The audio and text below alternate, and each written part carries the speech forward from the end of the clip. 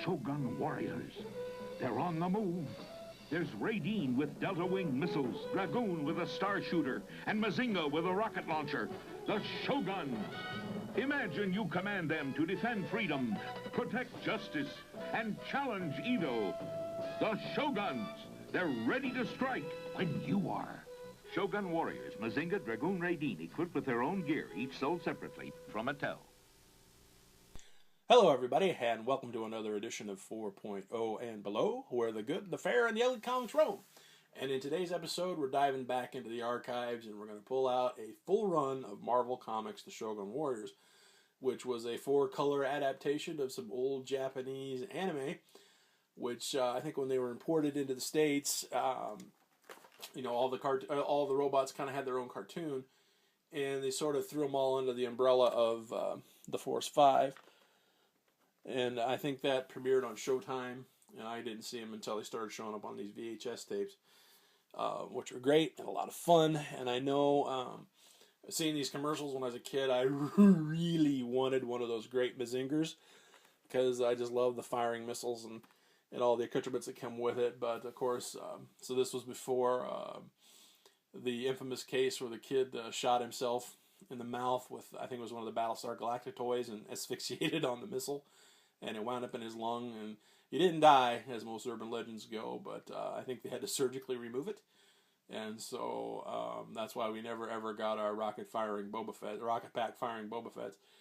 But that's neither here nor there, and circling back to the Shogun Warriors. So I never did get my Great Mazinger, which was too bad, but instead went a little cheaper and started buying up the comics, which were just about as much fun. The books was written by Doug Monk, and was drawn by Herb Trimpe, the king of Force perspective, which makes him perfect for a book about giant fighting robots.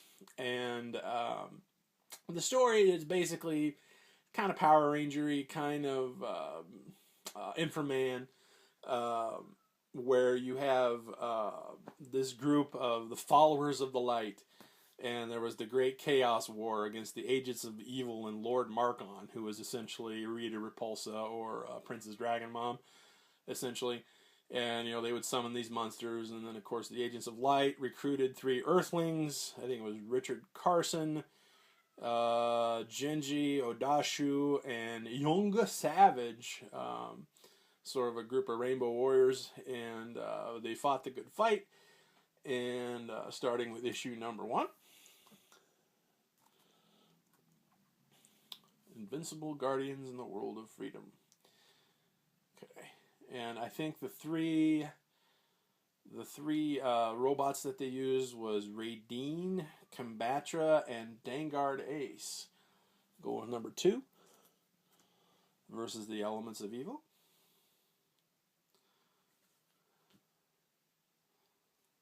And number 3. One Shogun alone cannot defeat Rokar. And number 4. Combatra times 5. Menace of the Mech Monster. Yeah, these were these robots, of course, they could transform. So they were Transformers also before Transformers were cool. Let's see, getting into number 5. Enter the Lair of the Demons. Like I said, I love Trimpe. I think Trimpe was second only to Kirby when it came to monsters and, cosmic doodads and whiz-bangery of the highest order. And number 6, Shogun against Shogun. Oh no, they're fighting each other. It must be the old Marvel misunderstanding trick. And let's see, we go to number 7. Jeez, he's big. Okay.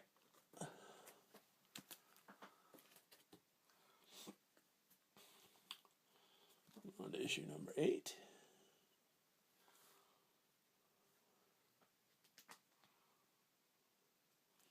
Issue number 9. The fight moved against the water. And issue number 10 is one of my favorite monsters. It's essentially a giant hand with snakes for fingers. How awesome is that? And that fight continues in issue number 11.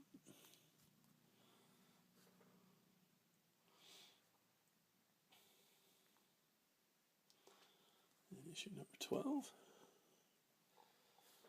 That looks like a Walt Simonson cover to me. Let's see, move on to issue 13. Demons on the Moon. A little Gulliver's Travel action there. Okay.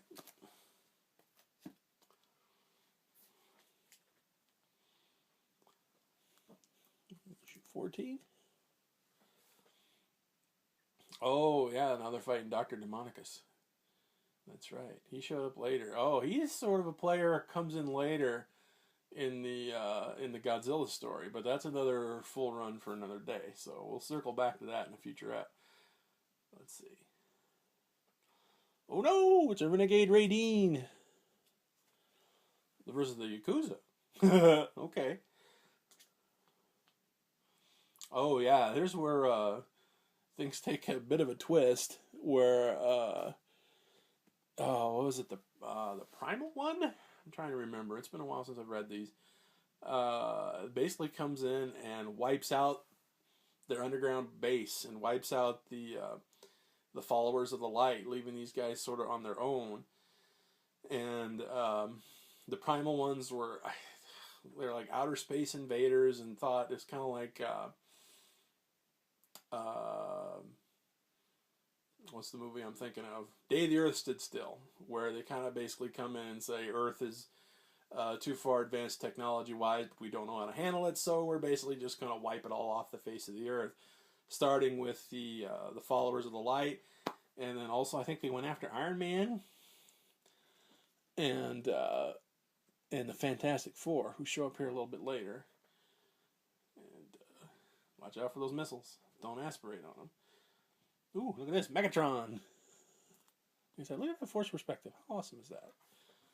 He's going to stomp you all. Ah, yeah, because, then the Fantastic Four showed up in issue 19. Upset. And then we're going to end up with issue number 20, which was the last issue. Now, I believe all the Shogun Warrior robots were destroyed. But, hello! Oh, my cat's here. Hi, cat. Everybody say hi to my cat.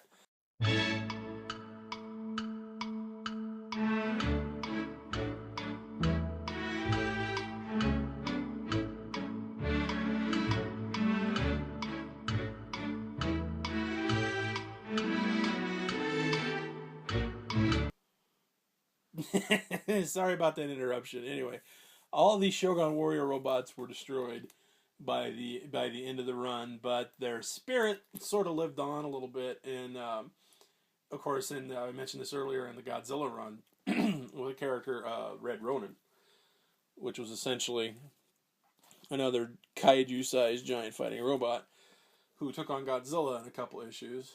And of course, it wouldn't be the 70s unless Godzilla and Red Ronin fought Bigfoot, which they did. Well, hello. Welcome to the shoot. Okay, thank you.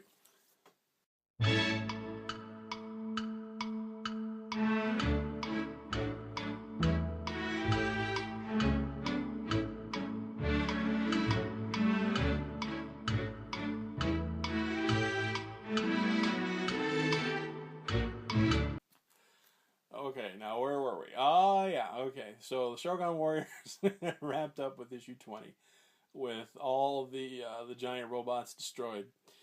And but their spirits sort of lived on in the sister book, in the Godzilla book, with another giant robot called Red Ronin, which was built specifically to handle the Godzilla problem. And of course, it got took over by a little Kenny.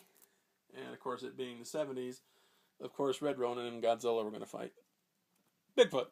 And but then he sort of met his demise by issue 14 at the hands of the Mega Monsters.